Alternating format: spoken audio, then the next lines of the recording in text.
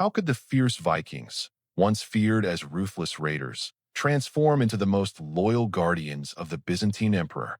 What compelled a Norwegian prince, cast into exile, to journey all the way to the dazzling city of Constantinople? In this video, we uncover the saga of the Varangian Guard, warriors from the icy fjords, who marched into the golden palaces of Byzantium. Their axes gleamed in imperial ceremonies, their loyalty was tested in bloody battles, and their oath bound them to emperors surrounded by intrigue and betrayal. At the center of this tale stands Harald Hardrada, the exiled prince whose rise from mercenary to king embodies both the glory and the twilight of the Viking Age. Step into a world where northern sagas collide with Byzantine splendor and discover how this unlikely brotherhood reshaped history.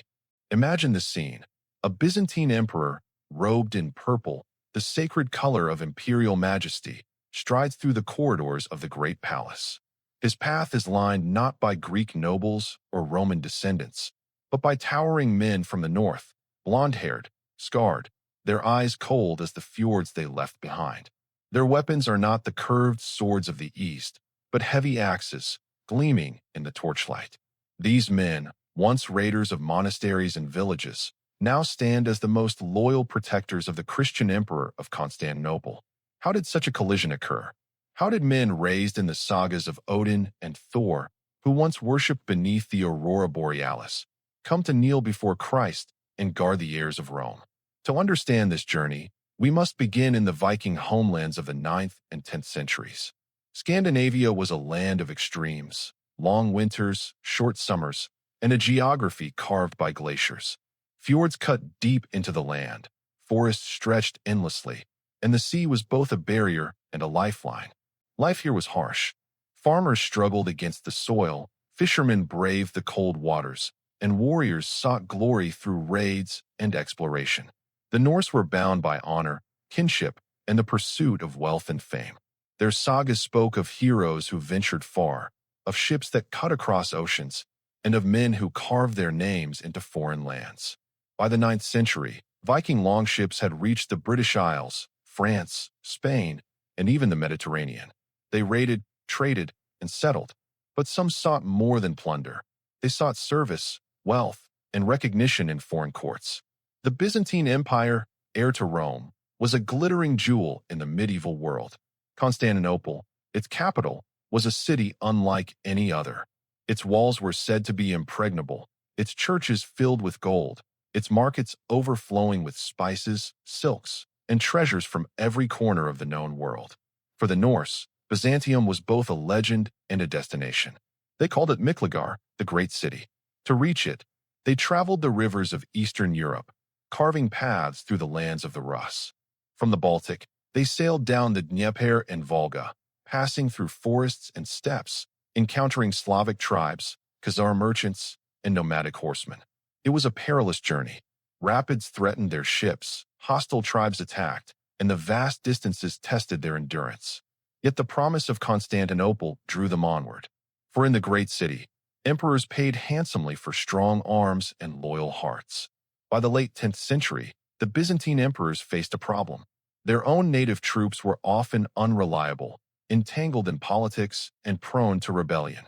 They needed warriors who were loyal not to factions, but to the emperor himself. Enter the Varangians.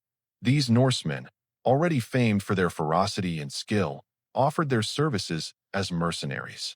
They were outsiders, with no ties to Byzantine aristocracy, and thus no ambitions to seize the throne. Their loyalty was bought with gold, but it was reinforced by honor.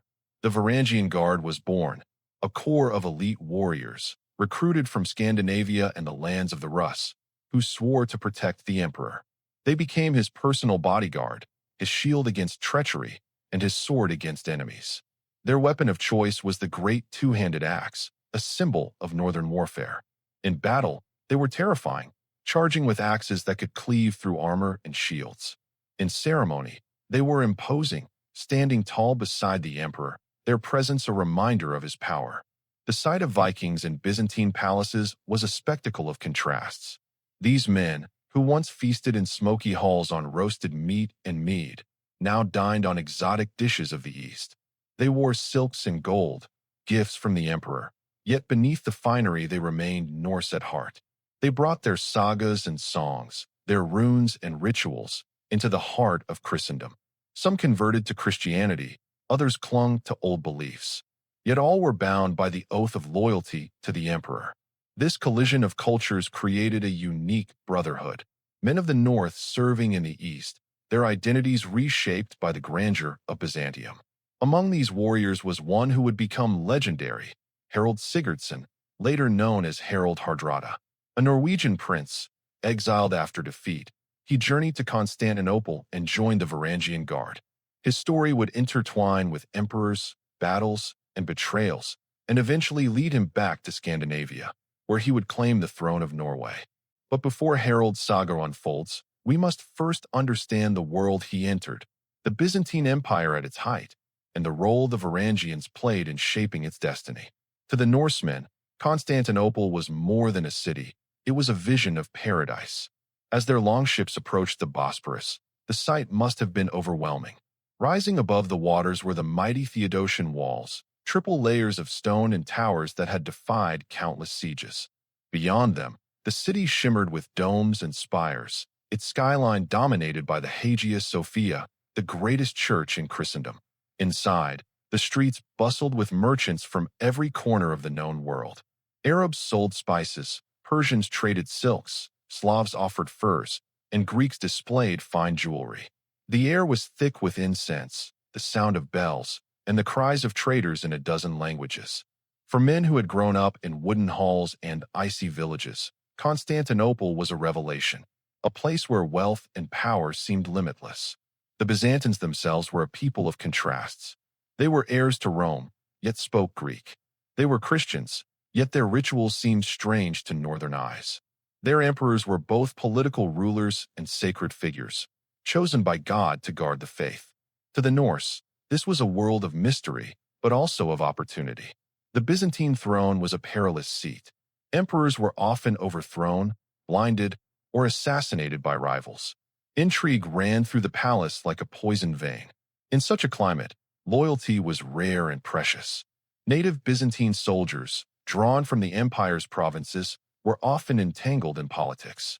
Generals plotted coups, aristocrats schemed, and factions within the capital shifted like sand. The emperors needed men who were above such games, men who had no ties to the Byzantine elite, no ambitions to seize the throne, and no loyalties except to the emperor himself. The Varangians fit this role perfectly. They were foreigners, mercenaries, bound by oath and gold. Their reputation for ferocity made them feared, and their outsider status made them trustworthy. To betray the emperor would mean exile from the empire and dishonor among their kin. To serve him faithfully meant wealth, glory, and a place in the sagas. The Varangians were not only warriors, they were symbols. In imperial ceremonies, they stood beside the emperor, their axes gleaming, their presence a reminder of his power. When the emperor processed through the streets, the Varangians marched at his side. When he entered Hagia Sophia, they guarded the doors. Their appearance was striking. Tall, broad-shouldered, with fair hair and northern features, they stood out among the darker-skinned peoples of the Mediterranean. Their armor was heavy, their axes massive, their discipline absolute. To the citizens of Constantinople, they were both awe-inspiring and terrifying. In the palace, they were known as the Pelikaphoroi, the axe-bearers. Their weapon was not merely a tool of war, but a symbol of their identity. The Byzantine elite carried swords, spears, and shields, but the Varangians carried axes, a reminder of their northern heritage. When war came, the Varangians were unleashed. They fought in Italy, in Sicily, in the Balkans, and against the Arabs. Their role was often decisive. In battle, they formed the emperor's personal strike force, charging where the fighting was fiercest. Accounts describe their ferocity. At the Battle of Beroia in 1122, the Varangians fought against the Pecheneg, nomadic horsemen who had long plagued the empire. The Byzantines struggled against the Pecheneg cavalry, but the Varangians, wielding their axes, broke through the enemy lines. Their charge shattered the nomads, and the battle was won. Their loyalty was legendary. When emperors fell in battle, the Varangians fought to the death to protect his body. They would not abandon their oath, even in defeat. This devotion earned them respect and fear across the empire. Into this world stepped Harald Sigurdsson, later known as Harald Hardrada. Born in Norway around 1015, Harald was the half-brother of King Olaf II, later Saint Olaf. When Olaf was defeated at the Battle of Stiklestad in 1030, Harald fled Norway, wounded but alive. At just 15 years old, he began a journey that would take him across Europe. He joined bands of warriors, fought in Russia, and eventually made his way to Constantinople. There, he entered the service of the Varangian Guard. Harald was no ordinary recruit. He was a prince, ambitious and cunning, with a mind for strategy and a thirst for glory. In Byzantium, he found the perfect stage for his talents. He rose quickly through the ranks, earning wealth, fame, and the trust of emperors. Harald's years in Constantinople were filled with adventure.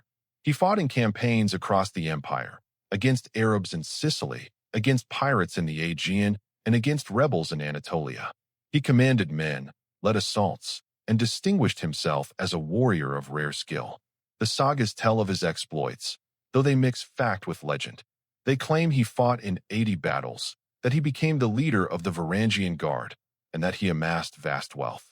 Some stories even suggest he fell in love with a Byzantine princess, though this may be more myth than truth. What is certain is that Harald left Byzantium a changed man.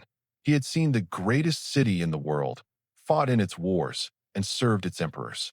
The sagas tell us that Harald left the empire under tense circumstances. Some accounts suggest he quarreled with the emperor, perhaps over unpaid wages or disputes about his authority. Others hint at scandal, involving forbidden love or political intrigue. Whatever the truth, Harald departed with his treasures, his men, and his reputation intact.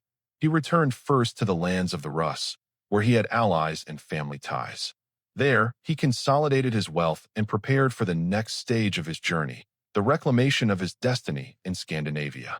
When Harald returned to Norway, he was no longer the boy who had fled Stiklestad. He was a seasoned warrior, hardened by campaigns across the Mediterranean, enriched by Byzantine gold, and sharpened by the intrigues of emperors. His presence commanded respect. Norway at this time was fractured, caught between rival claimants and shifting alliances. Harald's return injected new energy into the struggle. He claimed the throne, asserting his right as the half-brother of Saint Olaf, and backed his claim with wealth and warriors. His years in Byzantium had given him not only riches but also the prestige of having served in the most elite corps of Christendom. Harald became King of Norway in 1046, ruling with ambition and strength. His reign was marked by consolidation, expansion, and the pursuit of glory. Yet the lessons of Byzantium remained with him: discipline, loyalty, and the art of survival in a world of treachery. Harald's reign coincided with the twilight of the Viking Age. The Norse world was changing. Christianity had spread across Scandinavia, reshaping beliefs and traditions.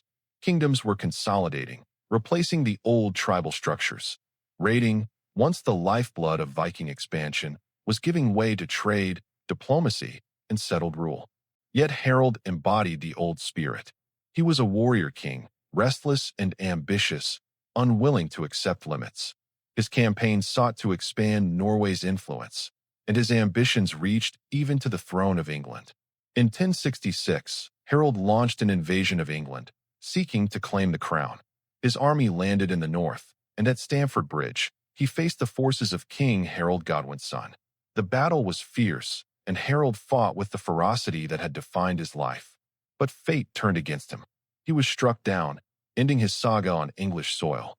With his death, the Viking Age effectively ended. The old ways of raiding and conquest gave way to the new era of kingdoms and nations. The Varangian Guard endured for centuries, long after Harald's departure. They became a fixture of Byzantine life, a symbol of loyalty and strength. Their presence was recorded in chronicles, their deeds remembered in sagas, and their reputation spread across Europe. The heart of the Varangian Guard's power lay not only in their weapons, but in their oath. For the Norse, this oath was not merely a contract. It was a matter of honor. To break it would mean disgrace, not only in Byzantium, but back home, where sagas would remember them as oath breakers. To uphold it meant eternal fame. Their loyalty was not to factions, but to the office of emperor itself. This made them invaluable in a world where politics was treacherous, yet it also placed them in dangerous positions.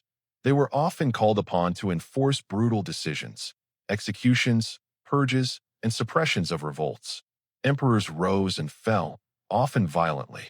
The Varangians played a crucial role in these transitions.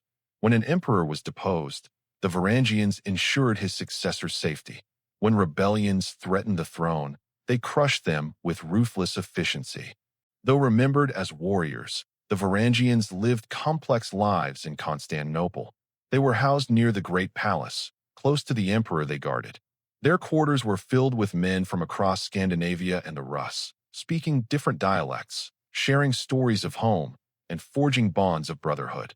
They trained constantly, honing their skills with axe and shield. They patrolled the palace, guarded the treasury, and stood watch during ceremonies. Yet they also enjoyed the luxuries of the city. Paid generously, they spent their wages in the bustling markets, buying silks, jewelry, and exotic foods. Some married local women, blending Norse and Byzantine traditions that in their leisure. They drank, feasted, and sang sagas of their ancestors. The sound of northern songs echoed in the streets of Constantinople, mingling with Greek hymns and Arabic chants. For centuries, they remained the emperor's most trusted protectors. Their ranks continued to be filled with men from Scandinavia and later from Anglo-Saxon England. After the Norman conquest drove many warriors into exile, they became legendary not only in Byzantium but across Europe. Even as the Viking Age ended in the north, its spirit lived on in the halls of Constantinople, where the Varangians carried axes and swore oaths to emperors. Their legacy was one of honor, service, and the collision of cultures that defined the medieval world.